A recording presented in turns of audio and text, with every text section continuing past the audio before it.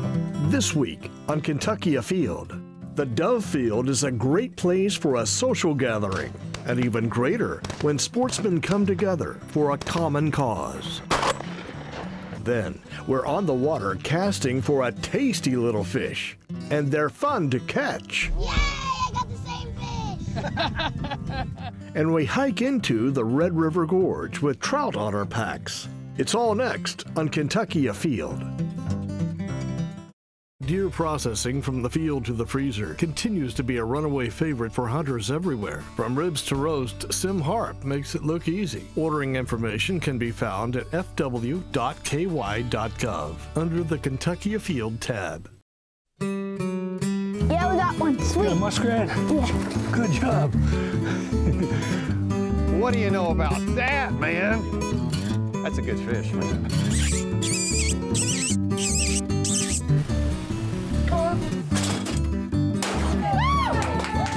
Nice male, smallmouth, healthy, pretty colors. Cody, here. Find us one more good pheasant, Cody. As biologists, we catch ducks and we place bands on them. And it's just a really excellent place to see cottonmouths. I like it. What do you think? That was pretty fun.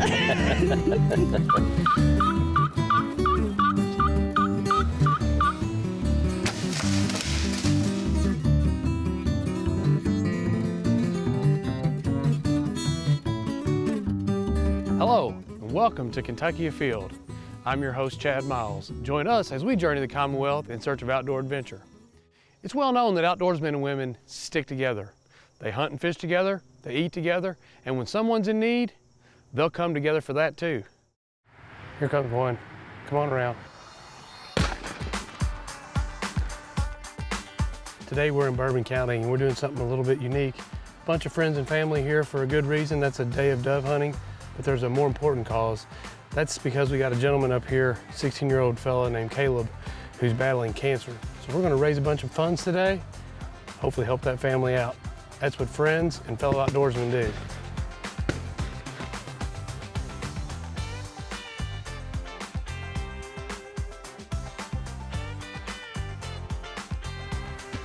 Get ready. Got one. What do you know? Can't beat that. Shoot a dove and have him retrieved for you. Sit, sit. Come here. Hold it. Drop. Thank you. Thank you. You did a good job.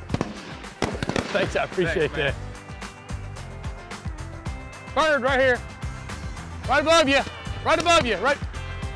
He smoked that bird.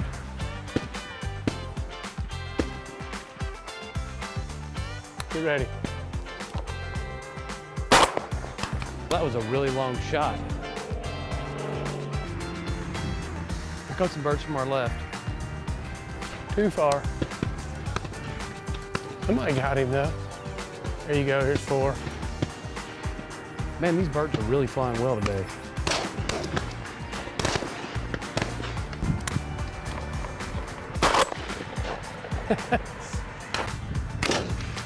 Number 3, well, they're starting to fly a lot faster now. And they're coming in at angles that I can get some good shots, so hopefully start stacking some birds. Here they come. I swear that bird flew a big loop around them and started getting a little cocky.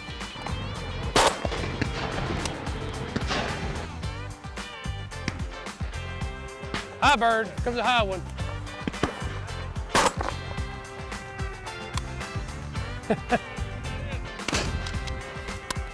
Nice shot.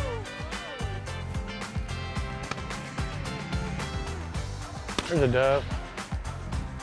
Bird right above you.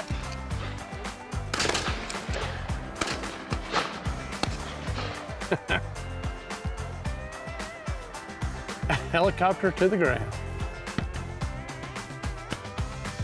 You know, they say people who hunt together, they're friends for life, and you got a lot of friends. We do. We've been very blessed today. A lot of people showed up to come out here to dove hunt for such a special occasion. Your son, he's looking so strong and looks good, but it takes a lot of friendship to keep him this way. Yes, we've been very blessed. So how did you find out about that he had leukemia? It was really fast. The week before Mother's Day, he came home and had a couple bruises on him. And I would ask him, what are you doing? He'd say, I'm playing football at school. But as the week progressed, they just got worse and bigger. So my husband took him to the doctor Monday. Within a half an hour, they called me and told me I needed to rush him to UK. Wow. He was in the hospital the first 2 weeks. With this leukemia, they said the first 2 weeks is the worst. So they just kind of hit it really, really hard right off the bat.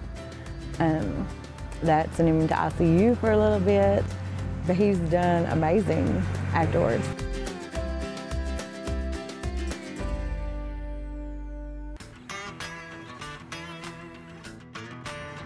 We set up way out here in the outskirts to let some of the friends and family get in there in the thick of it, but this has been a really good shoot for 4 or 5 days into the season.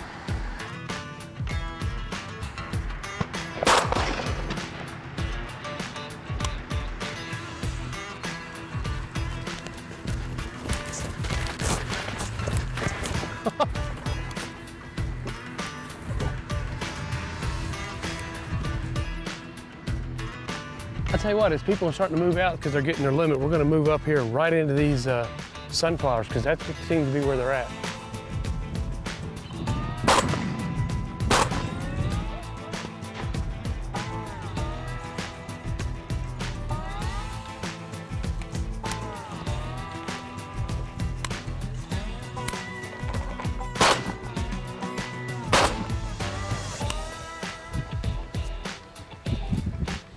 Here he comes, get ready. Still just a hair out. Here we go.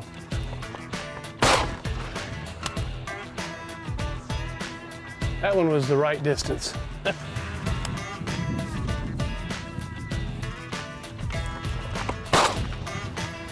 feel like hunting quail. They over there telling war stories. I'll tell you what, this early week of dove season has been fantastic. We're out here in long sleeves. Can't think of a better way to spend some time with new friends and a lot of family that are here for a very special cause. It's time for us to put our birds up and go up here and try to raise some money for this young man. 25 now, let's go down with 25. I got 25 now with 30. $30 bid, you got Chris, and need 30. $30 bid, now with one time. 25 now with 30. $25 bid, number 30. Here she goes at $25. 30 right there now, 35. Tell you what, I got 250. Sold at the racetrack, $260. Thank you,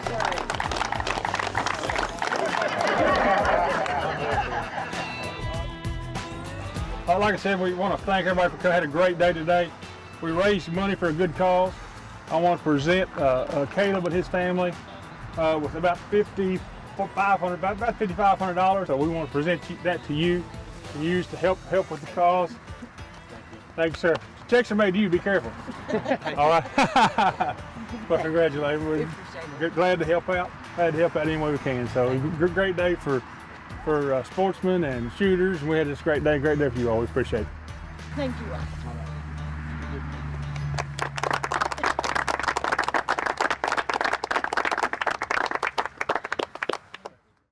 If you have interest in making a donation, go to GoFundMe.com and search for Caleb Hill. Yellow bass is a species of fish here in Kentucky that's been overlooked for a long time. But if you're trying to get a young person interested in fishing, they are a great species to target, and they're good on the table.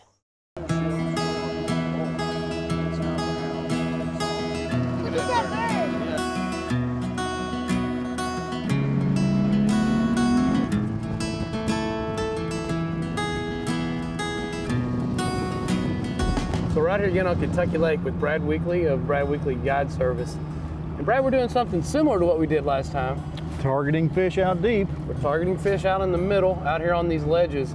But typically people come out here and they're in search of largemouth bass. Today we're going after a species that we hope to catch big numbers and a fish that's really a little easier to catch. Yeah, we're talking about yellows and whites. It's just a matter of finding the school. That's what we're using the graph for now. Riding around a little bit, see which school looks the most promising. We're out here next to the river channel. We're in 15 to 20 foot, checking that ledge. If you find these fish, they're usually right on the bottom and they're easy to catch. Typically, yes. That's pretty much how it works. It's just a matter of targeting the school. Once you find the school, then you're pretty good shape. Anybody's 1 ounce white or yellow green spoon will work. It's pretty fast action, and it's a great way to start a new fisherman, or just for somebody that's wanting the table fare, because these things eat great.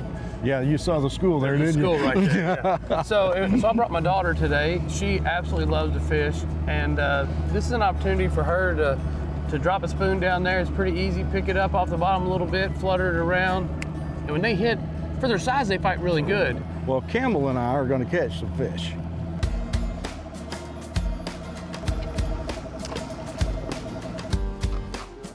Let's go catching, Campbell. Okay, now let it down to the bottom, Campbell. Are you on the bottom? Okay, now here's what you do.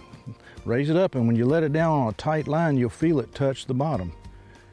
And let it down slow, and you'll feel it touch bottom. And you want it to touch the bottom every time, but you want to keep your line tight going up and down, because sometimes they'll hit it when it's going down, and if you got slack in your line, you can't feel the fish bite. Oh Lord! Well, you got the right idea. This is yellow bass. That's what we're going after. Just not exactly the same size. Get her back out there. We got them. We got them around here.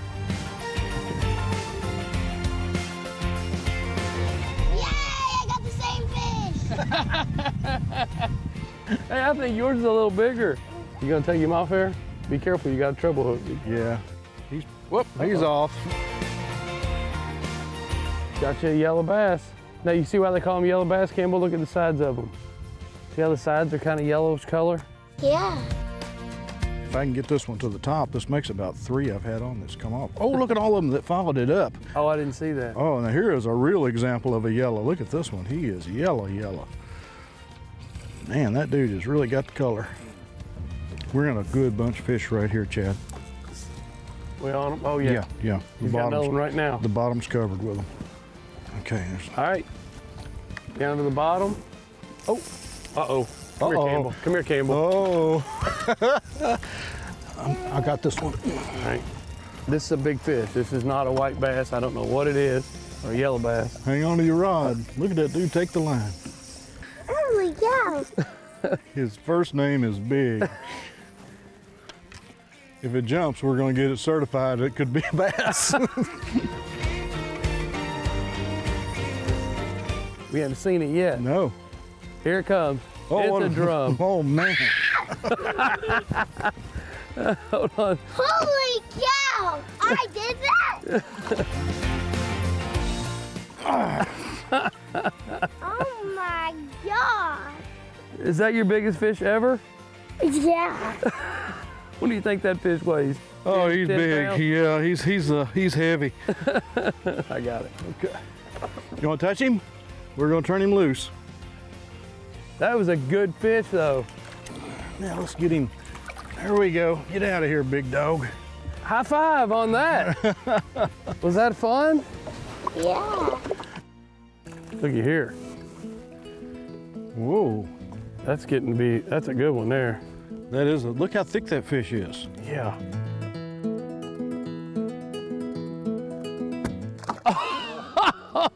I was showing that thing to the camera and he went right in. Oh my goodness. Jeez. Well, Okay. the biggest one I've caught, I threw back in. That's because you're such a conservationist, right? Yeah, that's right, that's right. That one was so thick it must have had eggs. I had to let it go back. Right, okay.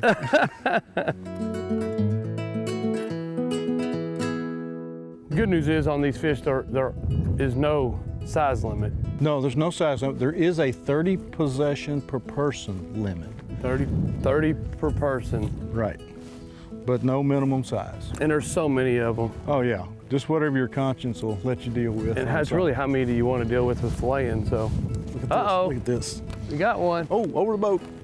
You got that one there hooked. Tiny. You can put him back. Always be ready. Whoop, there he goes. Uh-oh, there you go. Now what? That looks like a pretty good one. Oh, over the boat, hon, over the boat. Look, there's your white bass. That's a white bass there. Oh, sorry. Here. That's a good fish there, Campbell. Yay! There's our white bass. Don't throw them in the water like you did your big one. Hey, that's a good point. Can't quite eat them when you throw them back in the water, can you? No. There you go. Nice job, honey. He's just a white bass, but he's a little smaller, but... Can we keep him? Oh, yeah. So, But they get a lot bigger. You can catch these that are like 2 pounds.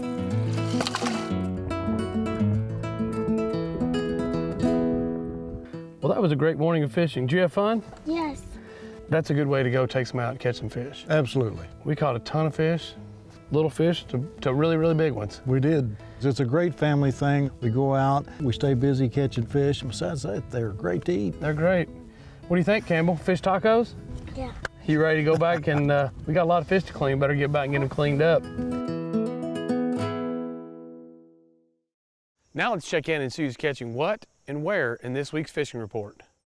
In western Kentucky at Kentucky and Barkley Lakes, the discharge is down a little bit. We're around 26,000 cubic feet per second. That's a little lower than normal, and that's going to affect your bass fishing out on the main lake, the big ledges and stuff. So if I'm bass fishing, I'm going to concentrate on the secondary ledges back up toward the embayments. And also during fall fishing time, I'm thinking about the bass up in the shallow water chasing the shad minnows. I'm thinking of Zara spook at dusk, and you know, it's also a good time to go crappie fishing in the fall. A lot of people are turning to trolling with crankbaits like a Bandit 200 or 300. People are catching crappie that way. In the tailwaters, you got striped bass and blue cats. It's a good time to load up and go fishing at Kentucky and Barkley Lakes. This is Paul Reister, and I hope you find a good day to go. This is Jeff Crosby with the Central District Fishing Report. At Harrington and Taylorsville Lake, largemouth are beginning to move into the creeks as they follow shad. Bass are being caught on crankbaits when fished along creek channel edges. Bass are also being caught using plastic creature baits when fished along shoreline cover in these creeks. Hybrid striped bass and white bass are being caught in the upper portions of these lakes. Fish small crankbaits, white curly tail grubs, or inline spinners to catch you a few of these fish when fishing on flats in the upper portion of these lakes. At Taylorsville, channel cats and blue cats are being caught using cut bait in 10 to 20 foot of water when fishing along the river channel edges. So grab a pole and enjoy some great fall fishing. Hope to see you on the water. Hi, this is Eric Cummins with your Southwest Kentucky Fishing Report. Barren River Lake thermocline levels are shifting daily, so your safest bet is to be fishing above that 12-foot mark. The bass bite has been excellent with a variety of baits, fishing slow to fast with lipless crankbaits on down to jigs. At Green River Lake, thermocline has slid back up to around 15 foot. Bass bite has been fair, but again, stay above that thermocline level. Crappie likewise have been fair, lots of numbers, but bigger fish have been elusive, 10 to 15 foot on brush or over structure. Muskie have been good up in the feeder creeks. Be sure you pack your muskie rod, make a few casts at those lay-down trees. As always, good luck and good fishing. Be sure your life jacket's got your back. Have you ever been hiking in a remote location and seen trout in the waterway and wondered how did they get there? There's a good chance the Department of Fish and Wildlife put them there.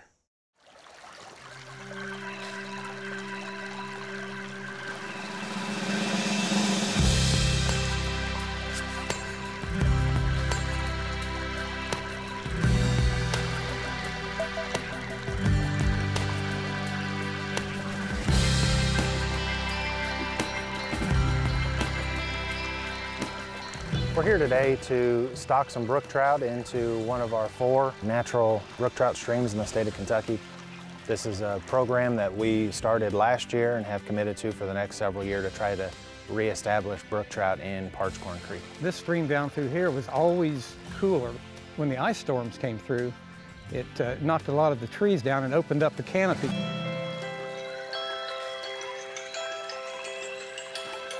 And when the stream warmed up, these very temperature-sensitive fish kind of disappeared.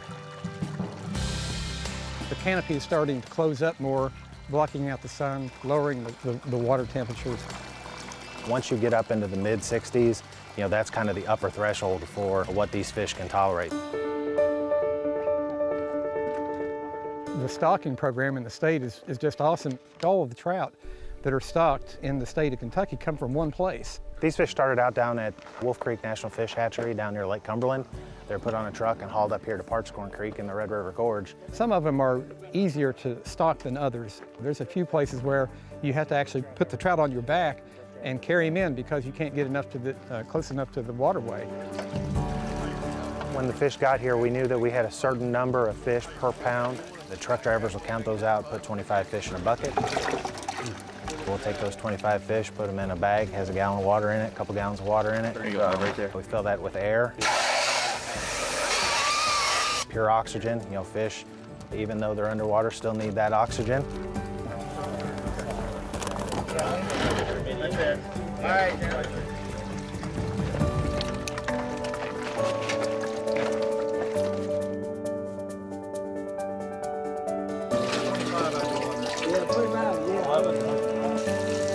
It never fails anytime we're out stocking fish. You know, people see the big truck, they see a lot of people huddled around, they want to see what's going on. Squeeze the air here, push this button right here. Right here.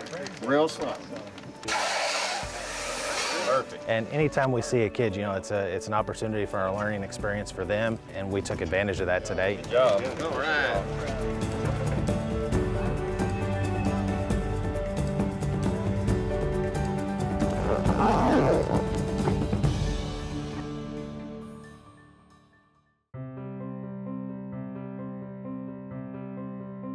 You guys ready?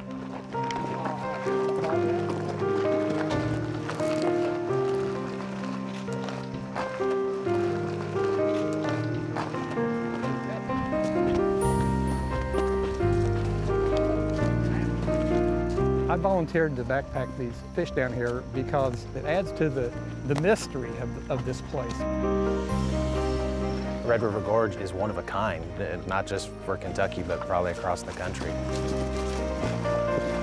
You're getting to go into these remote, nostalgic places, be a part of nature. It's really, really cool. We're hiking down, you know, you see the giant trees that, you know, been here for centuries, I guess.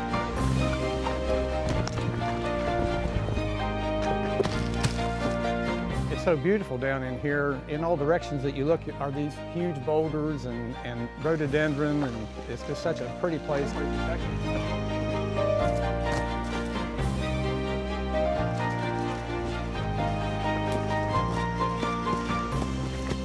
Almost there. I can see it.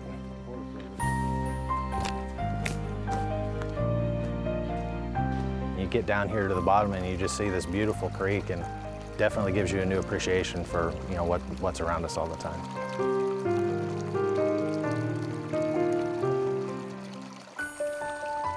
Why don't you guys go with Justin here? He's got an extra bag. Justin, find him a good hole of water and let him release a fish in there. His family just shows up and maybe never see anything like this in their lives, you know, and actually until last year is the first time I had ever seen it in my life. So we don't ever want to pass up on a learning opportunity. Kids don't get to experience a lot of these sorts of things, and so we wanted to take advantage of that. That was cool. It was fun.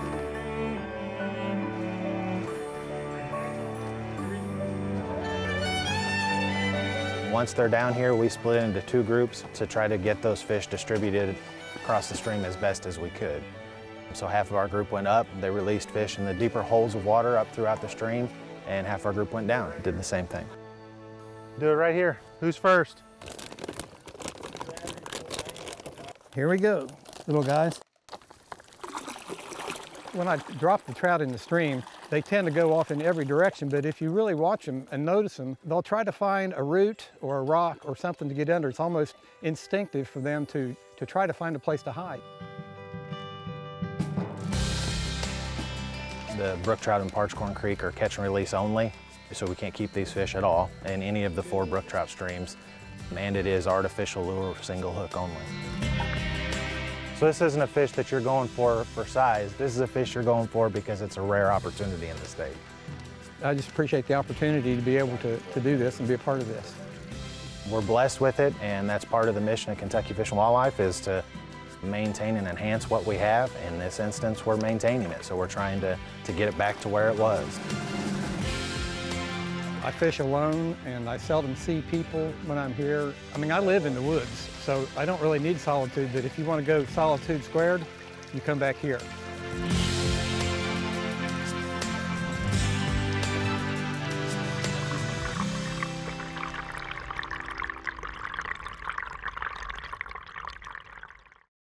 Kentucky's modern firearm season is only a month away, and it's never too early to get to the range and start shooting that gun. And remember, hunting and fishing on private property is a privilege. Always ask permission and thank the landowner. Until next week, I'm your host, Chad Miles, and I hope to see you in the woods or on the water.